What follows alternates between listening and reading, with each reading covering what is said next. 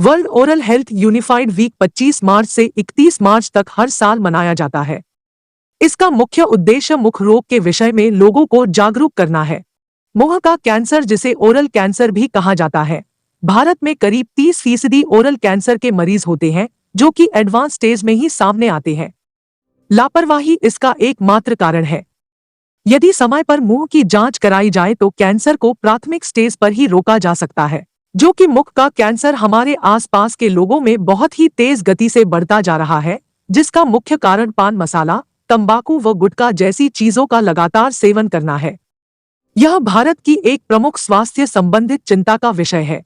आइए इन्हीं सब विषयों पर चर्चा करते हैं। नागपुर से सुप्रसिद्ध ENT surgeon doctor Rajesh Jaiswal से विशेष चर्चा में। मुख रोग का मुख्य कारण जो है ना कैंसर का, पान पराग, तंबाकू, गुटखा। ऐसे में क्या हो गया है कि अपने इंडिया में जो पाउचेस जो मिलते हैं पान पराग, गुटखे के या तंबाकू के, इसमें से कम जो अलग अलग प्रकार के मतलब आते हैं, मतलब रजनीगंधा बोलो या विमल बोलो या जो भी बोलो, उसमें इसके ऊपर एक स्टडी हुई है कहाँ पे, अमेरिका में, जिसमें अपने इंडिया में 19 मतलब पाउच में कैंसर के पदार्थ पाए गए हैं, जिसको हम बोल सकते हैं कि पॉलीअनसैचुरेटेड कार्बोहाइड्रेट, जो एकदम मतलब कैसा है कि जबान को जला देता है, जबान की पूरी जो नसें है आजू बाजू की जबड़े को जला देता है। वहाँ पे उस जलने के बाद वहाँ का जो ब्लड सप्लाई पूरा खत्म हो जाता है, और जब भी वहाँ का भी दांत लग गया या कुछ अनहाइजीनिक चीज टकरा गई वहाँ पे, या कुछ बोलो टूथ पिकिंग कर लिए, और वहाँ पे जब घाव बनना चालू होता है तो जस्ट शुरुआत हो जाती है कैंसर बनने की। क्योंकि कैसा है कि ये जो पाउचेस है, इसके बारे में मेरे ख्याल से हम सब ENT सर्जन को इसके ऊपर एक ब्रांड एडवर्टाइजमेंट करना चाहिए। मतलब अवेयरनेस के हिसाब से फोटोग्राफ्स, मतलब ये पिक्चर्स बनाना चाहिए, छोटे छोटे मतलब कैंप्स लेने चाहिए, और छोटा इनको कैसा है ये एडवर्टाइजमेंट करके, और मैं तो ये चाहता कि एवरी गवर्नमेंट हॉस्पिटल में या एवरी प्राइवेट सेक्टर में इसका छोटा सा एक अवेयरनेस कैंप रखना चाहिए, ताकि ग्रामीण क्षेत्र में, स्पेशली ग्रामीण क्षेत्र में, अपने से ज़्यादा ग्रामीण क्षेत्र से ज़्यादा तो शहर के क्षेत्र में इतना प्रकोप है कैंसर का कि मैं क्या बताऊँ आपको। ये मेरे हद के पहली बार है, समझने को लोग समझते नहीं है। मैंने कई ऐसे पेशेंट्स देखा है जो तम्बाकू खाते हैं, और खाने के साथ साथ क्या करते हैं, रात में तम्बाकू को और गुटखे को मुंह में रख के सो जाते हैं। देखो, जब भी मुख रोग का कोई भी जब कैंसर होता है तो स्टार्टिंग में सबसे पहले एक छाला आता है, और छाला वो कहीं पे भी आ सकता है, वो जबान पे आ सकता है, दांत के ऊपर आ सकता है, गाल पे आ सकता है, ये आ सकता है। पेशेंट अगर पढ़ा लिखा और एजुकेटेड रहा तो वो तुरंत डॉक्टर को कंसल्ट कर लेता है, लेकिन पेशेंट का अवेयरनेस नहीं रहने के कारण वो डॉक्टर के पास लेट पहुंचता है। मैंने ऐसे बहुत सारे पेशेंट्स देखे हैं, जबलपुर के देखे हैं, छिंदवाड़ा के देखे हैं, सिवनी के देखे हैं, इवन रीवा और इलाहाबाद साथ वहाँ के भी पेशेंट्स देखे हैं, जो मुंह का कैंसर लेके आते हैं, और ये जब आते हैं, ये जब स्टेज 3 और स्टेज 4 में आते हैं। अब पेशेंट इज मोर, मतलब पेशेंट के जो रिलेटिव है वो इतना भयभीत रहते हैं कि भैया हमारे को बिगर ऑपरेशन के इसका कुछ निदान हो सकता है क्या। वो वहाँ तक इलिटरेट रहते हैं लोग।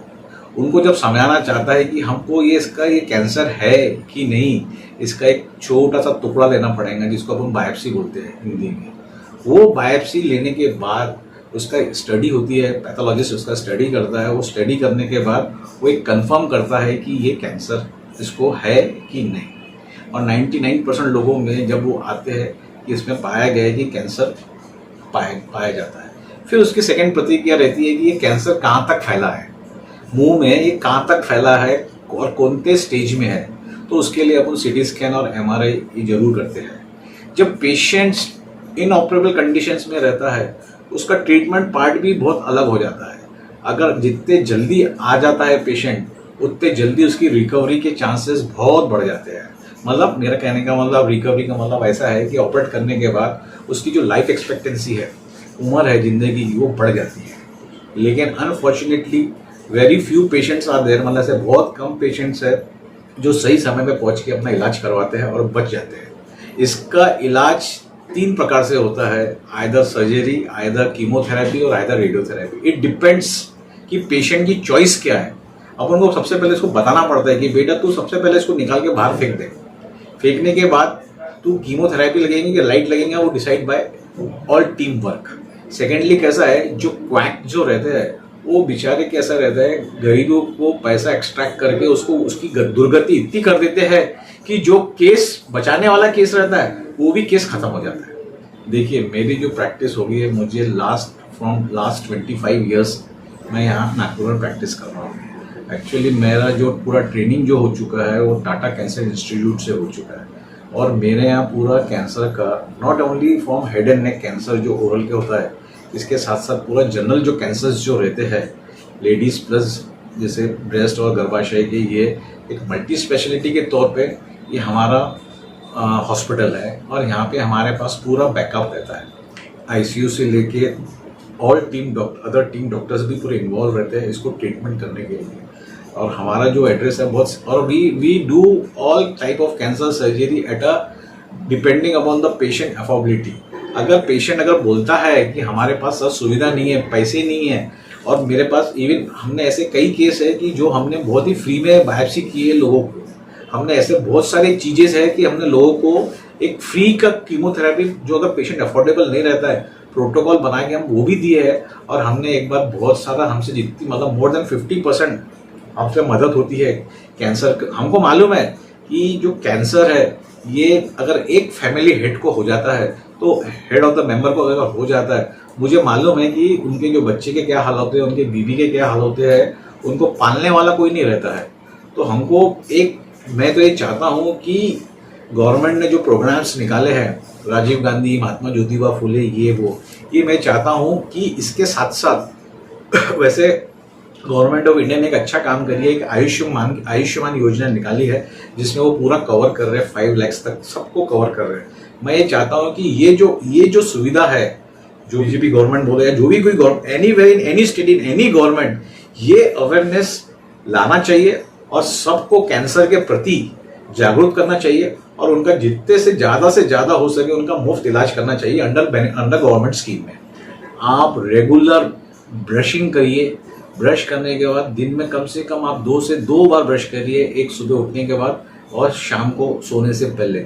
और आप जब भी कुछ खाना खाते हैं तो आप अपना गागलिंग करिए, मतलब बीटाडीन का गागल या लिस्ट्रीन का गागल करिए। मतलब मेरा ऐसा नहीं बोलता हमेशा करिए, जो जिसको ऐसा लगता है कि ये हैबिचुअल है, ये कैंसर का मतलब सेवन कर, मतलब कैंसर बोला ये तंबाकू का सेवन करता है, स्मोकिंग करता है, या जो कुछ भी ये रहता है, इनको ये पता नहीं है कि इनसे कितनी घातक बीमारी हो सकती है।